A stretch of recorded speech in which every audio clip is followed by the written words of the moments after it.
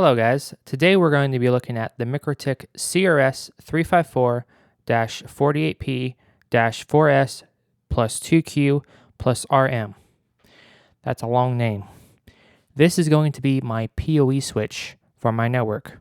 This is going to power my wireless access points, VoIP phones, and security cameras.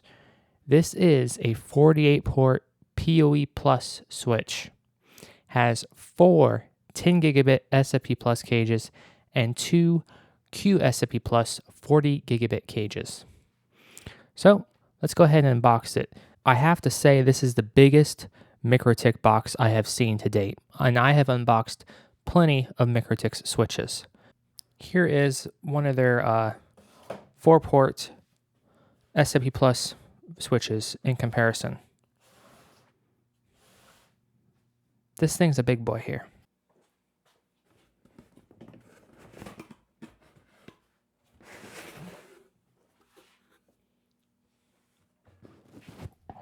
So I get the European style plug, but that doesn't matter because this has a standardized port and the power supply is auto sensing, so it will take anywhere from 100 to 240 volts, 50 or 60 hertz. So it doesn't really matter what plug you get. The USA model was out of stock, so I went with the EU model. All it does is they just give you a different plug. That's all it is. So this I can just toss. I have my own North American power plug, which will suffice.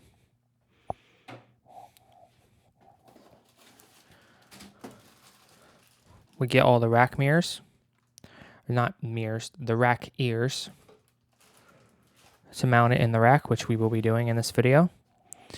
Then we get the unit, which is nicely styrofoamed in. So I'll go ahead and set it out.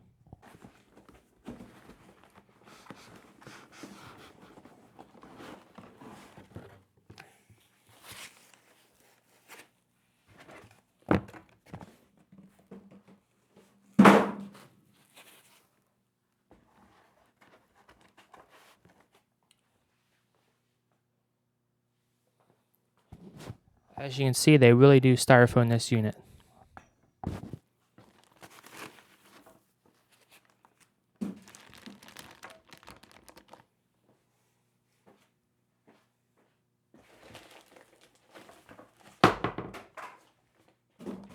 Wow.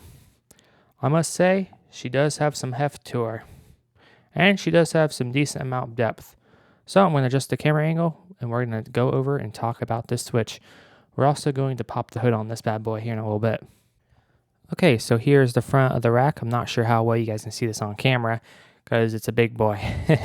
There's a lot going on with this switch. So we are going to go over it.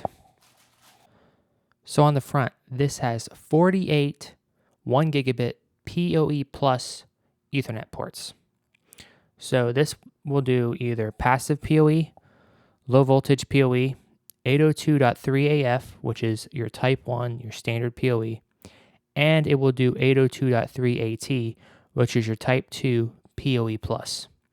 Now, the power supply in this will not support the POE out on every single port at the same time. Any port can run at POE, but you can't run every single port at POE at the same time. So you will have to do some calculations based on what equipment you're going to be hooking up to this, so you don't go into an overpower situation, an overcurrent. Now, if that happens, you have a POE priority in Switch OS to where it's going to turn off the lowest priority ports first if there's an overload situation. But that's just something to take note of. I'll go in detail about it later. So this uses POE Plus with auto sensing. And the power supply that's built in is 750 watts. So this can run Router OS or Switch OS. It says on the website it can run Switch OS, so I'll test that later on.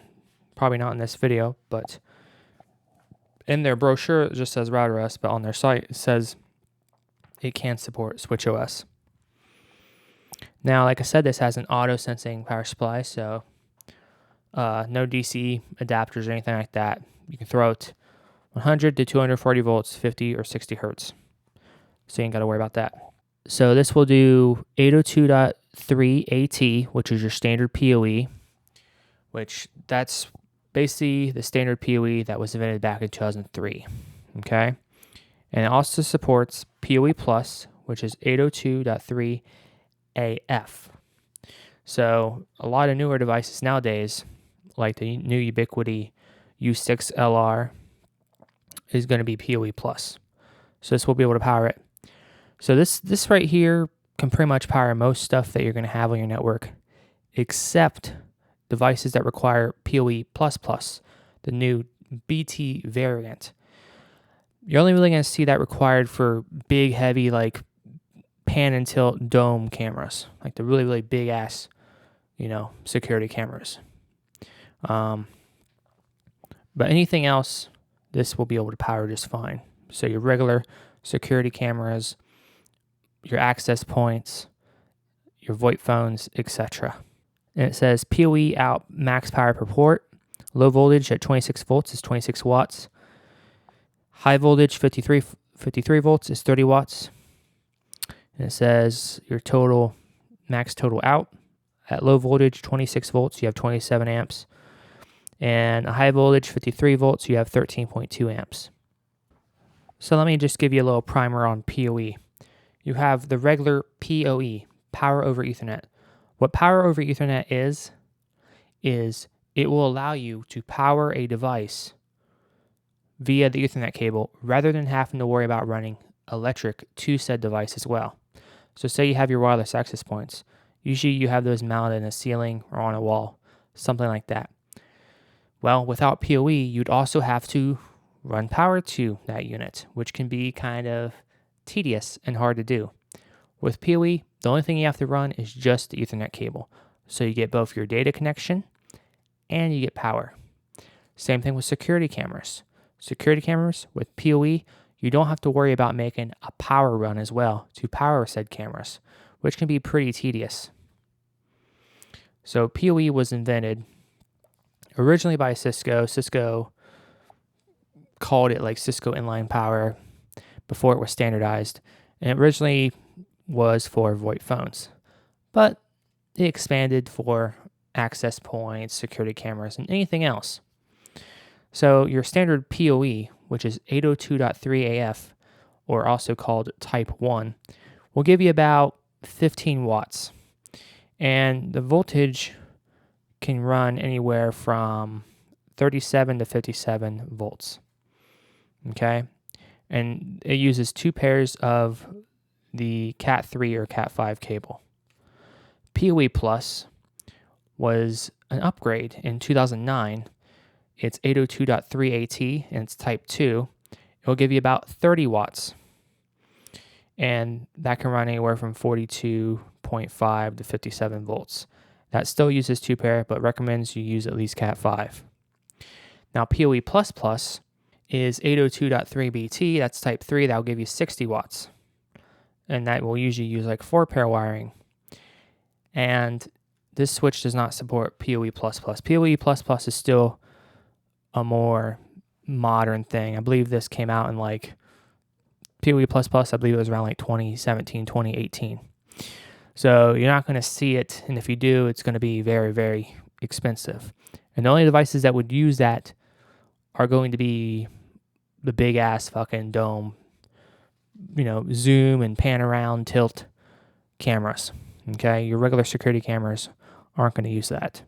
So this is a PoE Plus switch, and if you do go PoE, you want to at least have PoE Plus. This will also do passive PoE. There are some devices that don't support the regular PoE standard because each of these PoE standards has a negotiation to where you plug a device in and they talk to one another saying, hey, how much power do you need, how much voltage, stuff like that, and then it turns on the port. And if you plug in something that can't take PoE, the switch doesn't spit out voltage to said device and doesn't fry it. Passive PoE is where the port stays on 24/7. It's constantly spitting out voltage. There's no handshake. So if you plug in something that doesn't support PoE, you're going to fry that device. Okay? So this switch, if you keep it in auto, for the most part, it's going to be safe. So if you plug in stuff that can't support PoE, the switch is looking for that handshake. As long as the port hasn't been set to passive PoE, it will not fry any of your devices. However, if you have a device that requires passive PoE, such as the really, really old Ubiquiti access points, like my old legacy Ubiquiti LR, the UAP LR, which is the old 802.11n access point, which is now obsolete and no longer supported by Ubiquiti, it's EOL. That is a passive PoE device. So if you plug it into the switch, it's not going to power up. You know why? Because this is looking for that handshake with PoE or PoE Plus. In order to get the power up, you have to enable said Ethernet port. Boom, spit out the solid 24 volts or 48 volts. And then that access point will turn on. Does that make sense? So you just have to be cautious of that. So there's also PoE++ type 4, which gives you roughly about 90 to 100 watts. Okay? But we don't have to worry about those two PoE versions because they're not supported by this switch. But this switch will do your standard PoE and PoE+, which the majority of stuff that you're going to buy and use are going to use one of those. And still a lot of the newer security cameras from Ubiquiti still only use just regular PoE and not PoE+, because the required wattage from them is pretty low. So I'm going to explain some of the devices that will be plugged into this PoE switch and what their draw will be. So I'm going to have the brand new Ubiquiti U6-LR access points. That's their new Wi-Fi 6 long-range access points. And those do PoE+. And what's this switch give you? PoE+. So it says 44 to 57 volts DC. And if we look in the spec sheet for the MikroTik, this is going to pair with it well. And the U6-LR will draw about 16.5 watts. It also supports passive PoE. Don't use passive PoE. That's outdated. I have the old UAP AC-LR, which will be decommed, but just for shits and giggles, will this power it? Yes. The UAP AC-LR is your standard PoE, and it will consume 6.5 watts. It also supports 24-volt passive PoE. The old legacy UAP LR, which will be decommed as well, just supports passive PoE, 12 to 24 volts, and it consumes about 6 watts. So I'm not going to use those two older access points, but the AC LR does support the regular PoE standard, whereas the UAP LR is passive PoE. So if you plug it in, it's not going to power up until you tell this switch, hey, you got to spit out some power because this doesn't support regular PoE. There's no handshake involved. The cameras I've been looking at is mostly I'm going to be looking at the Ubiquiti G4 Pros. Those are 4K cameras, and they just use your standard PoE, and they consume about 12.5 watts. And then I am also looking at the G4 PTZ. That's a big dome 4K plus camera. However, that requires 802.3 BT PoE++, and it consumes about 42.9 watts. This switch will not do PoE++, so I'll have to get an additional switch or use PoE++ injectors. So, like I said, this will power most stuff, but there are some things that will require the PoE++, which is going to be the more really power consumption things, like the big-ass fucking dome cameras. Those, unfortunately, I wish Ubiquiti would have got the wattage down so it can run off PoE+, but requires PoE++. Okay, so I got this switch over on Getik. That's the recommended place that I recommend that you buy MikroTik gear from. They are formerly EuroDK, and they're excellent. Now, MikroTik is a Latvia brand, and Getik is a Latvia networking store. Okay, they sell a lot of networking gear, and you can get the MikroTik for pretty much the MSRP price, and the shipping is reasonable from Latvia, and it's fucking fast. Probably faster than buying it from fucking Amazon. So, and what I like about Getik, they do not declare a value or put the invoice in the box. So when it gets imported to the United States, I'm not hit with no fucking import fees or customs duties. It's excellent. I bought all my MikroTik gear from Getik, formerly known as EuroDK. So I picked up this switch for $769. Nice. And then I added the additional 2 years of additional warranty on. So I got 3 years of warranty.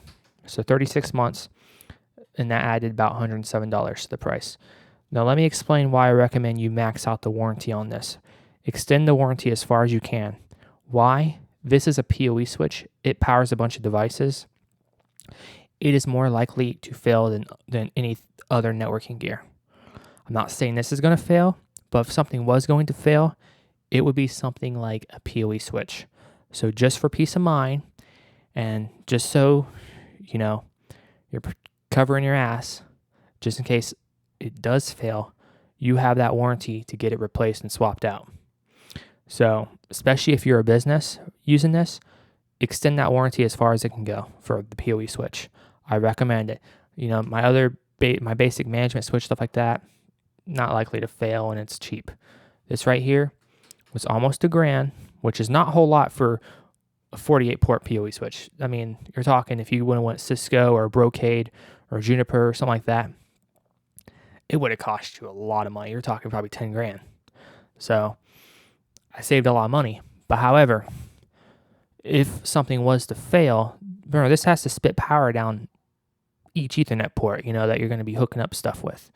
So the power supply, if it's not built the best with the high quality caps, which we'll be taking the hood off this and looking at the caps and shit. This fails, you'll have peace of mind that you did get the extended warranty. So I extended the warranty out as far as I could. So, and then with shipping and tax, it came to a total of $951.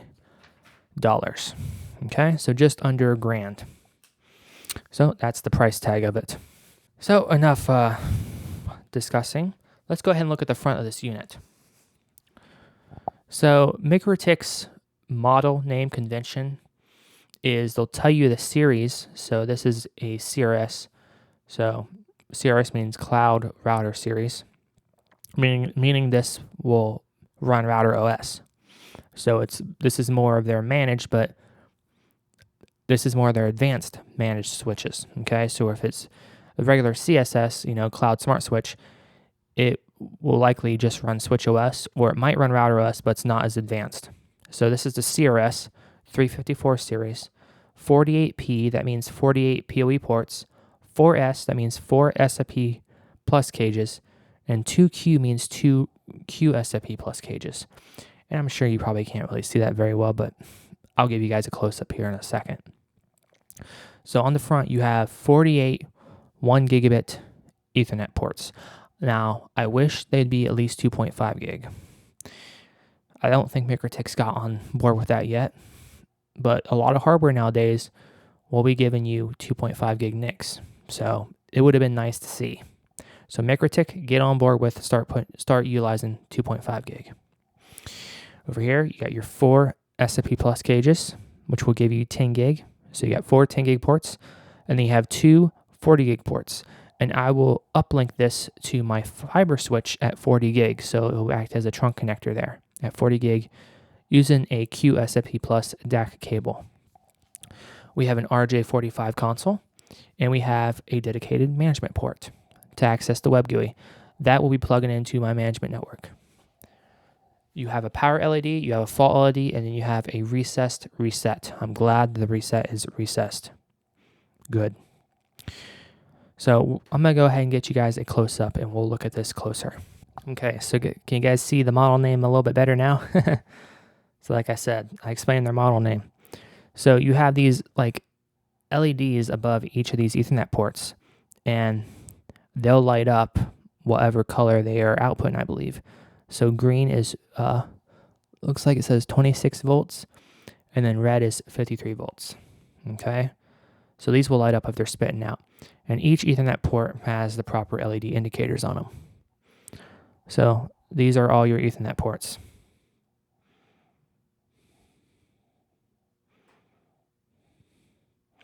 And as you can see, they're all gigabit Ethernet. A lot of ports, a lot of connectivity, right guys? Here are your 4 SFP Plus cages. These are just fillers to keep dust out.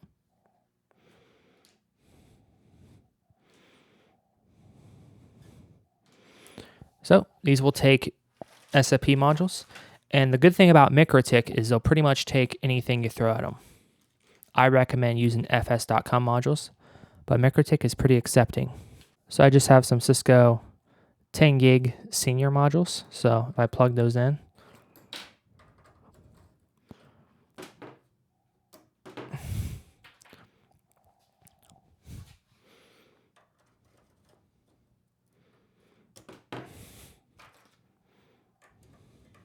these will only go in one way. So if you notice that you're hitting, don't push it in. You'll end up busting the back of your connector off on your switch. So turn the module around, then push it in. There will be a little bit of tension, but you'll know if it's going to go in or not. You can obviously tell that's not going in, right? But it'll go in, and you'll know you're not hitting the PCB, right? You have to push in until it's always snug like that. So that's what it'll look like when those SFP ports are fully maxed out. So right there, you're looking at 10, 20, 30, 40 gigabit right there. And these are just LC duplex fiber optic connectors. Fiber optic. These are just Cisco. These are just Cisco senior 10 gig senior modules I got at my old job. I have a handful of them.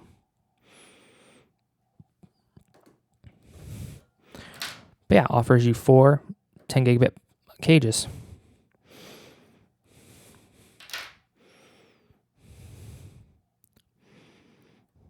And how these come off is there's going to be a latch. Sometimes these used modules, because these are used, can get the latch can get stuck on them. But it will pop out. There we go. So that's what the cages look like. These are your 2 QSFP Plus cages. These will do 40 gigabit each. So 40, 80. You're looking at 80 gigabit right there. So I don't have a QSFP Plus module or QSFP Plus DAC cable yet. But you can also get breakout cables to where you can spit this out into like 4 10 gig ports if you wanted to. So I'm just going to put these fillers back in. It's a good idea to keep the fillers in, just keep dust out of the cages.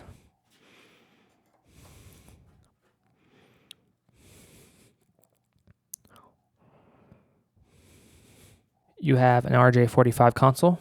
You do not plug an Ethernet cable into there. What you do is you have to get an RJ45 to either serial or RJ45 to USB cable. This will give you a serial console. This is a way a lot of networking gear does it. Instead, just give you your standard D sub for serial. They give you an RJ45 console. And then here is your management port. You plug this with an regular Ethernet cable into your management switch, and you can access this management interface. It's going to be like a web GUI. You can also SSH or Telnet. Don't use Telnet. That's outdated, but you know what I mean. And then you just have some LEDs right here for power and fault, and then you have a recessed reset, which is good. So we'll go ahead and take a look at the sides and the back of the unit. Then we're going to crack the hood on it. So here's one side of the unit. You see you got 2 fans right here. Are there actually fans in here? We'll have to take a look. Got some ventilation. Got some more ventilation up there. You see you have your holes for your rack ears. And you have your holes for your back rack support. Because this does have also rear back ears as well, just because of the weight and the depth of this unit. You have 3 screws to take off the hood. We'll go ahead and look at the other side, and then we'll look at the back. Then we'll pop the hood. So here's the other side. You don't have the fans on this side. You do got just this little ventilation. You know, I wish they would have done. Keep the fan noise down or put less fans in, but make this entire thing these vents. How much would that cost you? Just make both of these sides just completely vent. This is a POE switch. This is going to put out up to 750 watts of power. It's going to need some cooling, right?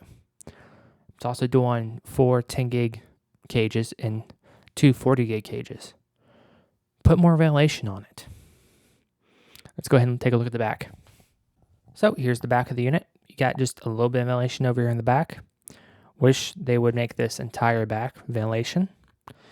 And I noticed one big, oh no, right? Do you see that? Oh no. This is a POE switch, and it only has one power supply. I would have really liked to see redundant power supplies. For this price tag, I don't expect them to be hot swappable. It would be nice, but I don't expect to see hot swappable. But this price tag gets you just one power supply. And MikroTik does have some switches that have redundant power supplies. My fiber switch has redundant power supplies. They're not hot swappable, but they're redundant. And then my management switch just has a single DC adapter. I wish MikroTik would have consistency. I'd really like to see socketed built-in power supplies like this on all switches, and I like to see redundant ones. So I like to at least see what they did with my fiber switch. Make that consistent across all your other switches, especially the ones that can be rack mounted. Please, MikroTik. Okay? But as you can see on the back here, this is an auto sensing power supply. So like I said, even though Gitic sent me the EU plug, and the reason they did is because I requested the EU one because the US one was out of stock. So I'm not going to just wait for the US one to come in stock just because it's just a different power cable. This right here, 100 to 240 volts, 50 to 60 hertz. More 60 hertz here in North America. So it doesn't matter what plug they send you. As long as if you have the right plug, boom, you're good to go. I can send this to my friend in the UK. He can power it just fine. Like I said, these power supplies and most electronics nowadays, they're auto sensing. All you have to do is just have the right cable. Okay, so now I'm going to adjust the camera and we're going to take the hood off this. Look in the inside, look at what capacitors it has, and see if my warranty was justified. So on the top, it just says cloud switch. Get a little bit of a design here, a little bit of bump. I don't know how well that shows up on camera. I know there's sort of a glare, but we're going to go ahead and pop the hood off of this. And I believe like last time, this is going to use a Phillips 1.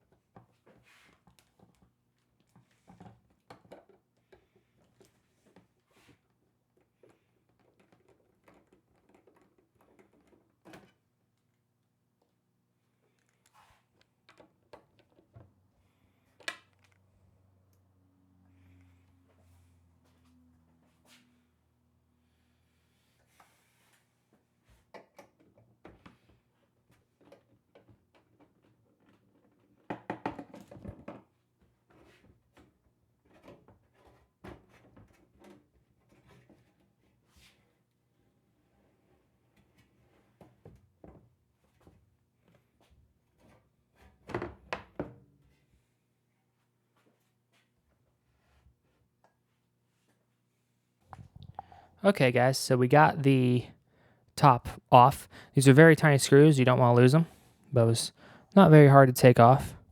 So as you can see, we do have two fans over here on the side. These are very tiny fans. We also have two fans over here, just blown into this empty cavity where there is a ventilation hole at the back. You have this big beefy power supply, which does have a plastic shield on top to prevent any of this stuff from touching the top cover. Looks like you do have a nice big beefy ferrite core or something on this main outlet inlook. This power supply is screwed in, so you could replace it if you wanted, if you had to.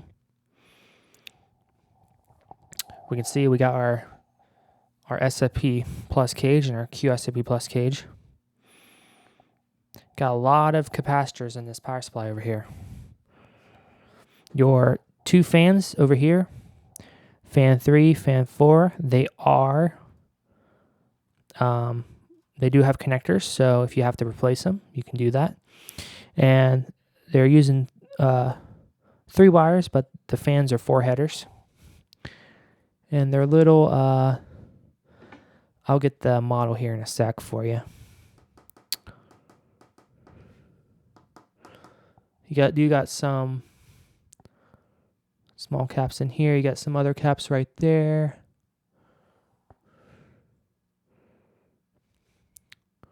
Yeah, I'm not going to be able to see under these 2 boards right here very good.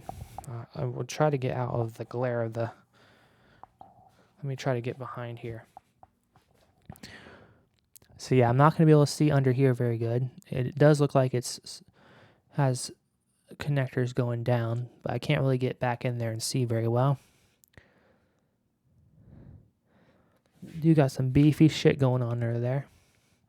And I believe this is a Marvell-based switch chip and SoC. So I will get the brand of the stuff on the power supply, and it looks like MikroTik did a lot better job on this power supply. So we're gonna take a look at the caps that's on this. Are they likely to fail? What grade tier caps do they have in this? Well, we're going to find out here in a second. Okay, so what capacitors does this have in it? Well, we're going to find out. So these 2 big ones right here look like your main filter caps. These are 450 volts, 330 microfarad. And what are they? Well, guys, let's take a look. They look like they are Rubicon. Excellent. Rubicon is a Japanese capacitor. They make solid capacitors. Good job. So MikroTik knew, hey, this is a power supply, 750 watts. It's going to be providing POE. We cannot skimp on the capacitors we put in the power supply section, because caps, when they fail, usually they're most likely to fail in power supply circuits, okay? If they're doing, normal filter things or stuff for other circuits, they're not less likely to fail. But where they're going to have high stress is in the power supply. So these 2 main big filter caps, I'm trying to look at them very good, and they are indeed Rubicon. I see Ruby and then C, they're Rubicon. Excellent. Good job. You got a lot of filtering here. And I have to say the build quality on the power supply does look a lot better. There's a lot of caps on this board. A lot of them. So what caps are all these? There's a shit ton of caps, MikroTik. What the hell? Looking at them,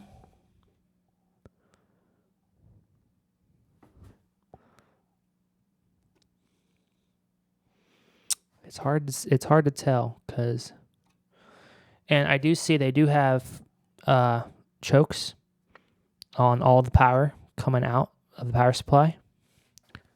Excellent. I don't know if you guys can see that on camera. I'll get you guys another angle, but they do have proper ferrite core chokes, so they're filtering out any EMI or RF by doing that. Looks like there's a plus 27 volt line there. So looking at these here, that is a Rubicon. Rubicon.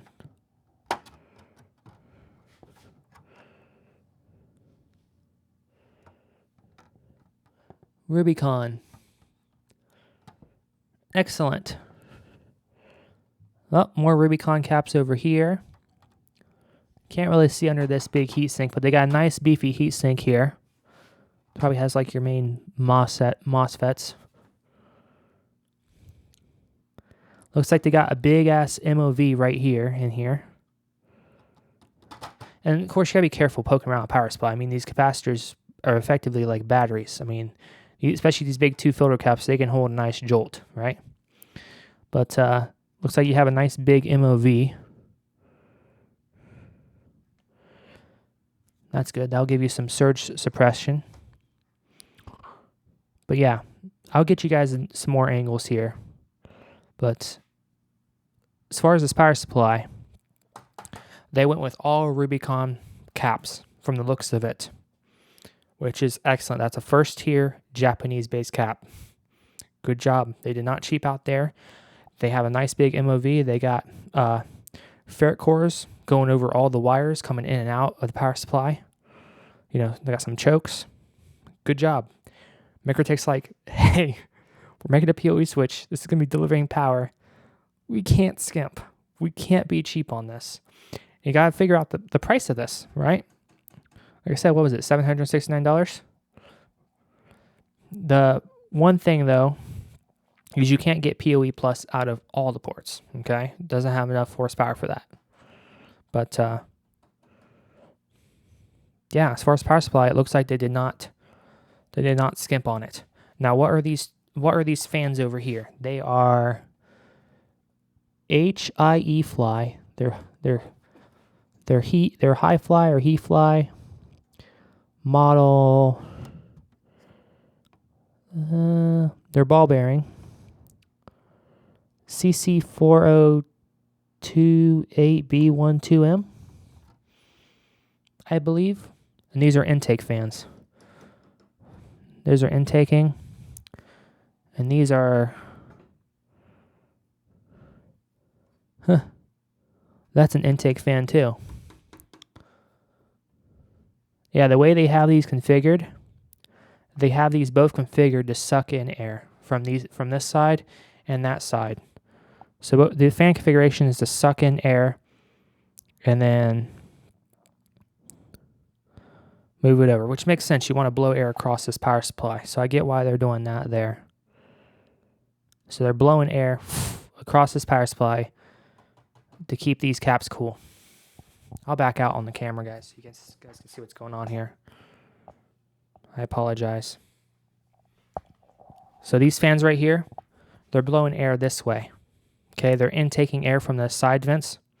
So they're blowing air over this entire power supply. And then this is taking the air and going that way. So it's blowing air up across the board up here. Okay? So that's the good that they're actually blowing air across this power supply, especially these filters and stuff like that, because that's likely to get hot. So, not a bad design. We don't got too many caps on the main board over here. I see a Qualcomm. Looks like a QCA 9531. I think that's your main system on a chip. And I believe it uses a Marvell switch chip. I can't see under this main board here. I mean, this has a lot going on, guys. It has a lot going on. And both of these separate boards are POE-PSE24. So they're like 24. They do 24 ports at a time from the power supply. Now, there is a couple electrolytics on this board. And on this board, they went with Suscon, which Suscon is a last tier cap. So they did cheap out on the caps on the main switching board. However, the power supply they did not skimp on. They're probably thinking these aren't likely to fail because they're not doing power supply duties. However, MikroTik, you went all Rubicon on the power supply. I'd like to see you do all Rubicon across all your switches. Just don't go last tier caps, please. I mean, are these likely to fail given where they're at? Maybe, you know, their specific application, what they're doing. Probably not, and that's what they're probably betting on, right? But you're already doing the bill of materials BOM for the Rubicons. You might as well just do the BOM for the whole thing. How much will it add to the price tag? You know, caps aren't that expensive, especially the good ones. They're not that expensive unless you're doing like audiophile grade caps with really, really low ESR, which you're not going to need in the switch. But they could have gone all Rubicon. So that's a minor con. But I do like to see that they're not putting those Suscons in the power supply. They were smart enough not to do that, so that's a good thing. But yeah, I'll show you guys the chokes here. I'll get another camera angle. So I don't know how well you guys can see, but right here, you see these right here? These are ferrite cores. These are chokes. So they are trying to filter out the power, which is good. Good job, MikroTik. So there's really not much else to see inside this unit. I really just wanted to see what caps they were using for the power supply. I'm glad to see they use the Rubicon. They didn't cheap out there. That's good. So, without further ado, we'll put the hood back on this unit. And we will go ahead and route it into the server rack.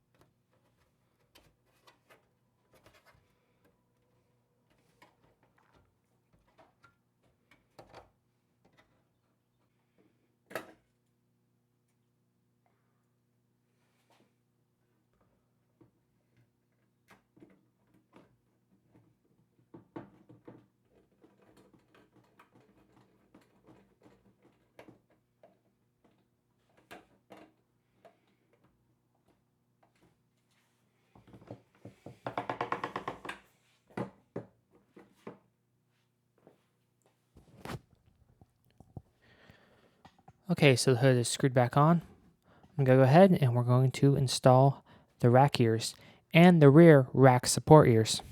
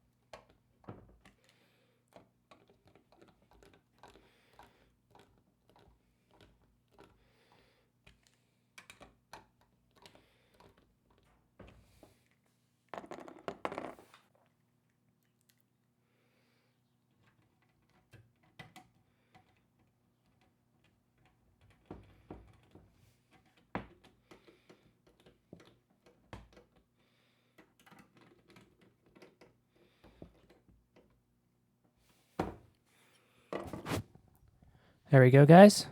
Both the front rack ears have been installed and also the back support rear brackets. So this is ready to be installed into the server cabinet. Now, we'll note these screws are very fucking tiny. So you have to get them started, and you want to put them tight, but you want to be careful you're not stripping the threads at all. So it's kind of really tricky with these screws. But I used a Phillips one, just like everything else on MikroTik. It's a Phillips one. So they gave us quite a few things here. They gave us cable management ears, which can go on the front like this when you go to mount it. If there's enough cable depth, I might do that. Just even though I'm going to have certain things for it, but hey, it'd be pretty cool to have those on there. But here are your back rear support brackets. So what I recommend doing is installing these first in the back, and then you'll slide this in so it has the support to hold up the back. Then you can screw in the front. So we're going to go over to the server rack, put these rear ears in. I'm going to have to get cage nuts and cage screws because MikroTik, in typical MikroTik fashion, did not include any cage nuts or cage screws. So I'll have to use the ones that came with my Trip Lite server cabinet. So I'll go ahead and pull some of those out. We're going to need to have 1, 2, 3, 4, 5, 6, 7, 8 because we also have rear brackets. So I'm going to have to get 8 of those bad boys. Okay, so I got all the cage nuts and cage screws and everything ready. Got 8 of them. So what I'm going to do is I'm going to take off the side panel. That's just so you guys can see me install the rear brackets first, because it's hard to get the camera behind the rear of the server chassis. So it's easier for you guys to see when I have it set from the side. So I'll go ahead and take the side panel off.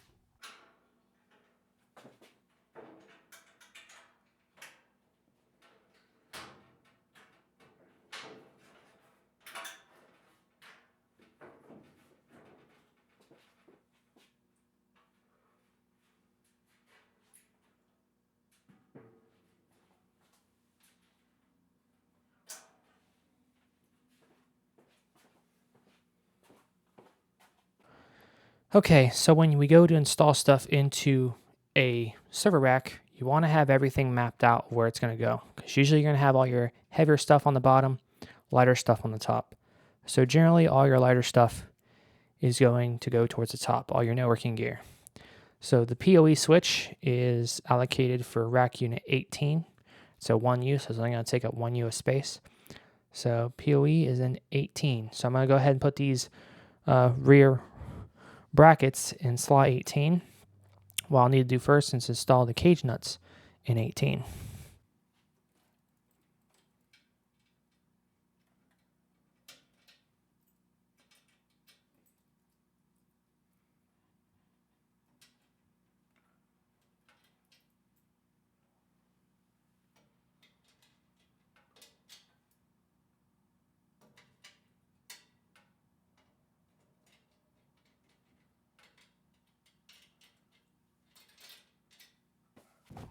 So the cage nuts installed, probably couldn't see that very well, but you guys will see that process when I do the front, which will be a lot better view. So now I gotta put the brackets on and bolt it down.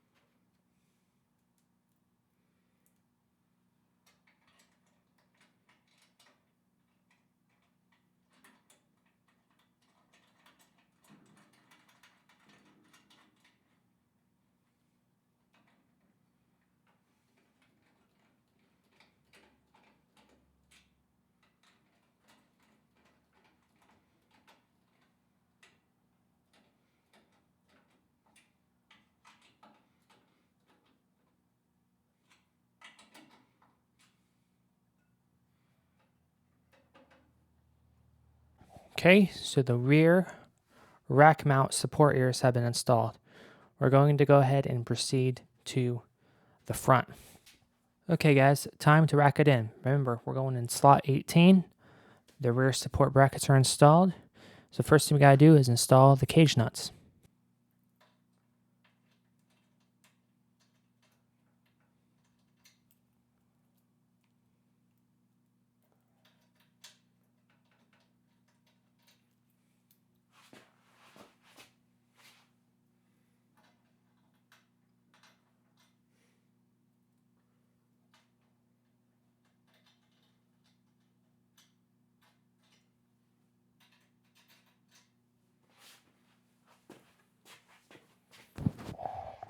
Cage nuts have been installed.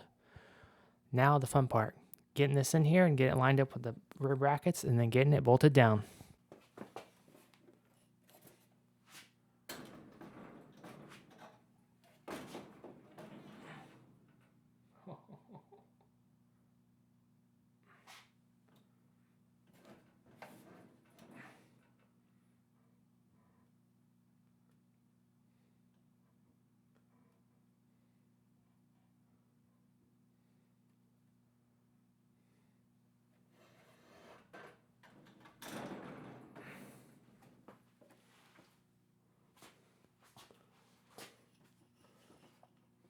Okay guys, we got a serious problem.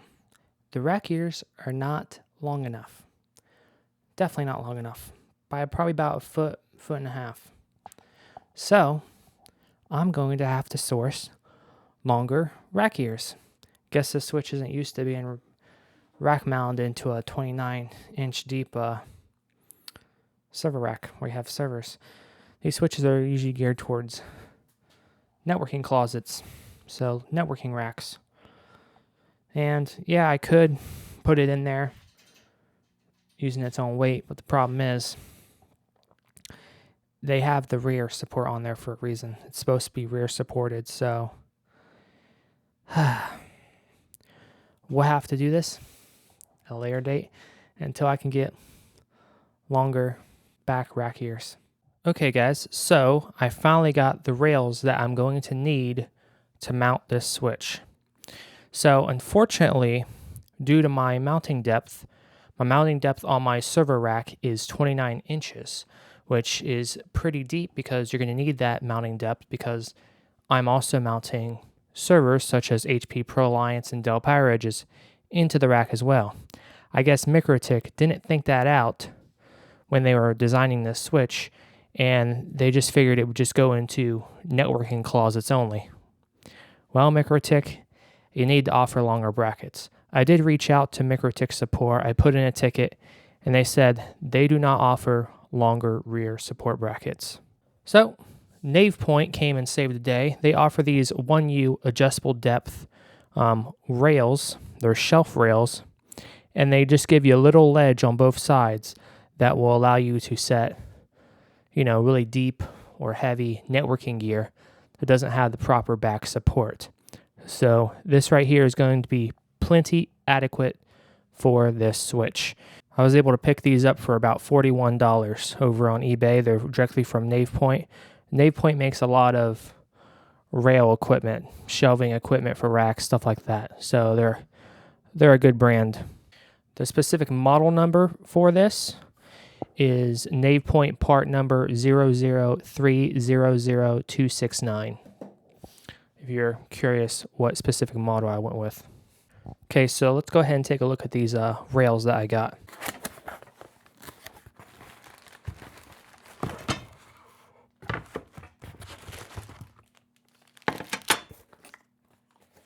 Now these rails will adjust from 16.13 inches to 33.25 inches.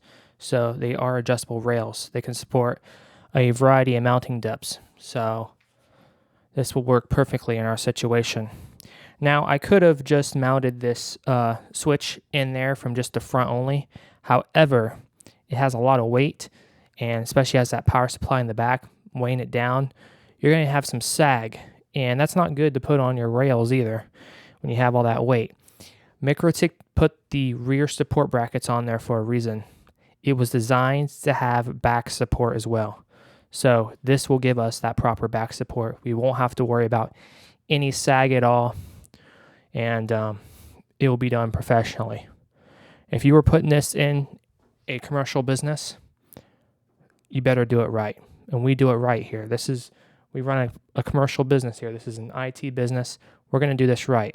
Most home labs, you probably could get away just mounting it in the front.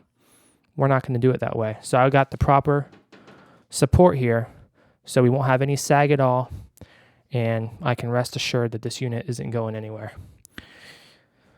So they include a lot of mounting screws here. Now, they didn't include any documentation, but I assume it's pretty self-explanatory. So I already got the side panel off on the server cabinet over there. I already pulled out the old rear support rails and also took off the rails on the switch. So I'll go ahead and unbox this and then, or unwrap this, and then we'll go ahead and install it into the cabinet.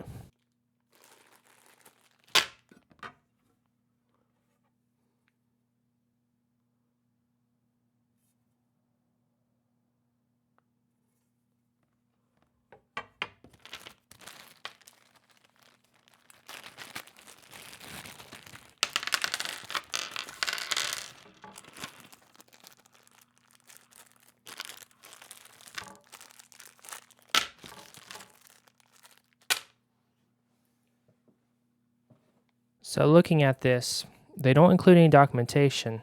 However, these holes on these back rails here do appear to be threaded. So I assume you do have to put a screw through there. However, I'm not sure which one, and I'm not sure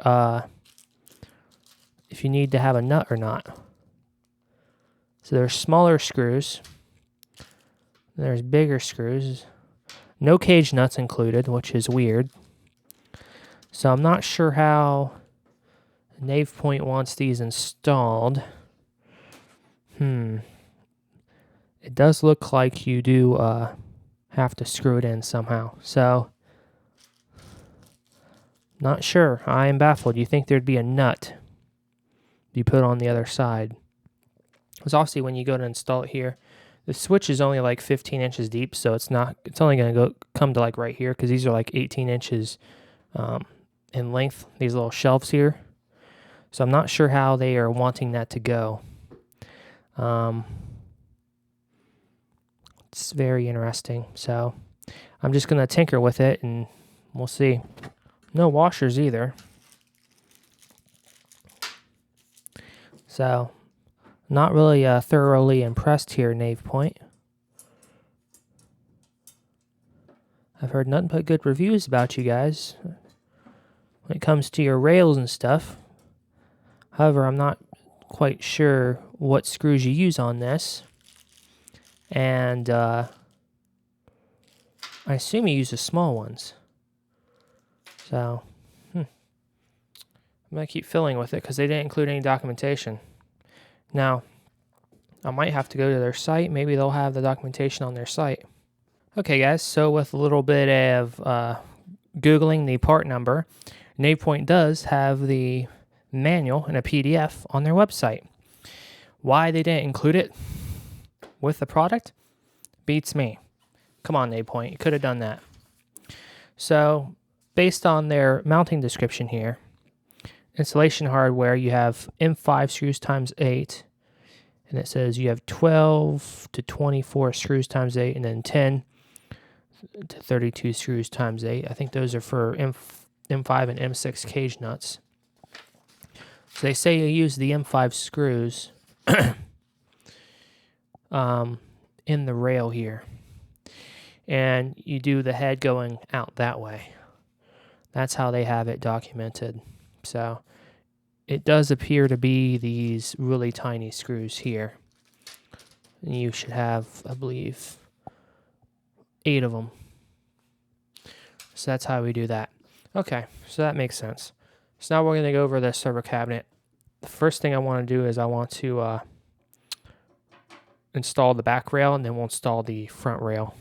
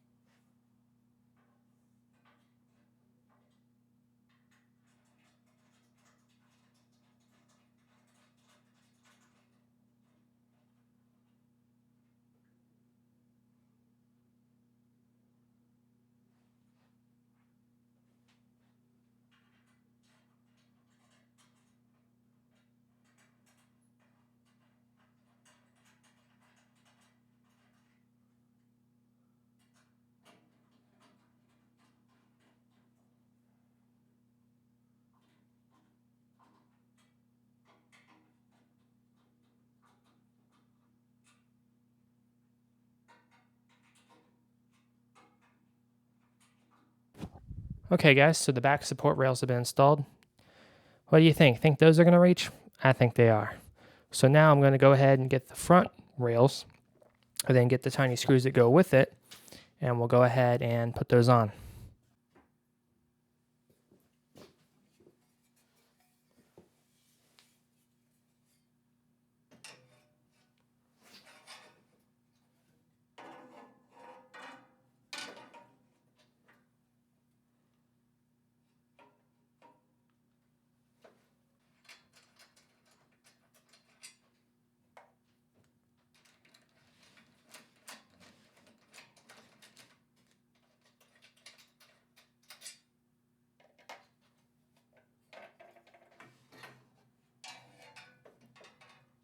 Goes like that.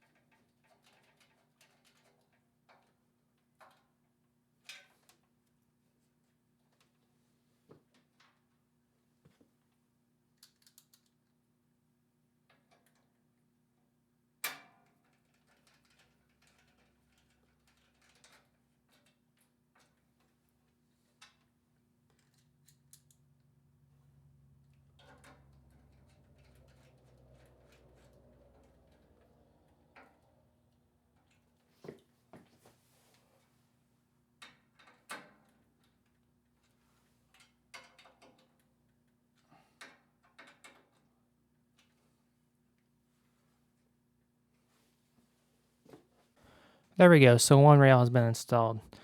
I'm starting to get the hang of how these go on now. Now we gotta do the other rail.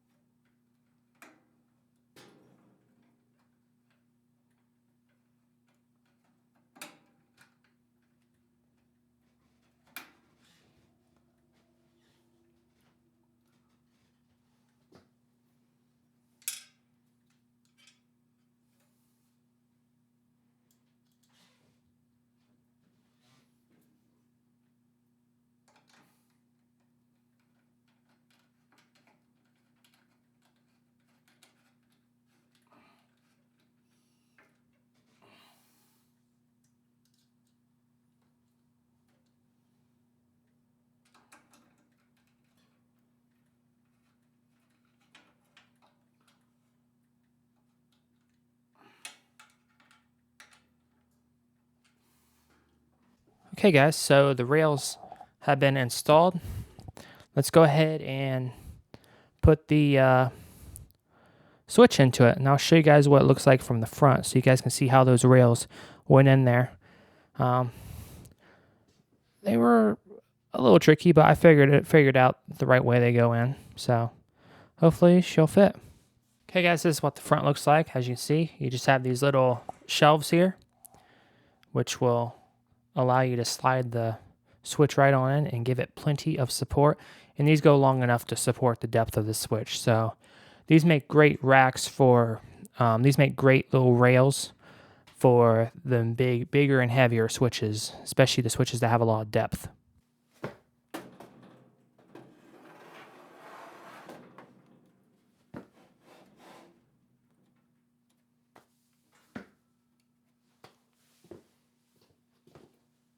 Just like that, guys. Just slides right in. Now what I have to do is I'm going to have to take these screws off and try to also hold it and then screw this on with the screws off. It's going to be a little bit of a challenge, but I think I'll figure it out here.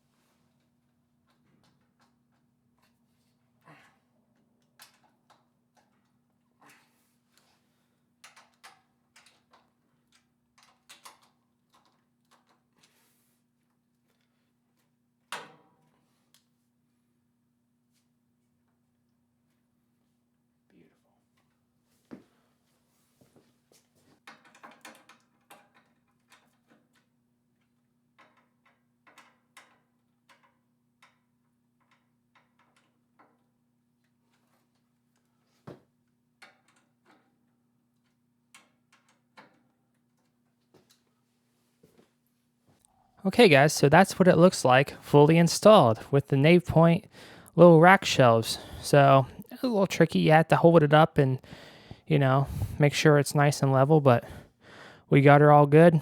Tightened her up really good in the front, tightened her up in the back, tightened up the rails a little bit more, make sure it was nice and sturdy. But that's what it looks like. I'll give you guys a straight on too. So that's straight on, that's what it looks like from the front, guys. We got her racked in there. So those gaps are for cable management when I go to have cable management, which will route all the ohm through fiber optic cables and all the Ethernet cables, stuff like that. But we got our main 3 switches now in the rack, and that's what she's looking like. I'm not sure how well in focus that is. Hopefully it's focused good enough for now. But I'll also give you guys a view from the side and the back so you guys can see what that looks like. So zoom up on her a little bit. And that's what the POE switch looks like in the rack. What a beast, right? And I got nice and level. Made sure that it lines up on the sides here. You want to make sure you're staying right within your sides, so you have to bring these up to leave your 3 holes. I'll have to also check it in the back, but yeah, it's going to be pretty dope when it's all said and done. And this is a view from the side. You can see those support rails that are supporting the switch there. The switch goes probably about halfway through those support rails, so not too shabby. And the depth holds the switch just fine. I mean, there's no sag at all on this switch. I feel confident I can sleep at night for that one. This switch right here has a little bit of sag to it. See that? And see that slop? So I'm going to readjust that. It's because of how the washers are put on the cage screws. So I have to change out the washers and fix that. But you don't want that slop in your switches, guys. I mean, see how this one's nice and strong and sturdy? And so is this one now. This, yeah, that's going to need to be redone, which I will definitely fix that because that's unacceptable. But we'll also give you guys a view from the back. So I'm not sure how well you guys can see in the back here because there's a bench blocking my way, so I can't really see what's on camera. But it might be out of focus, might not be. But this is a view of the back of the switch. You can see it's mounted on these shelves. Nice. I'll give you guys a better overview, side view, so you guys can see what I'm talking about. So hopefully that's a little bit better of a view there. You guys can see that it's basically like a tiny shelf on both sides, and it supports it. You guys can see we still even have some place, so even if you had a little bit deeper switch, it would still support it. These rails were perfectly for them big, deep network switches. Anyway, guys, that's going to wrap it up for this video. Thanks for watching.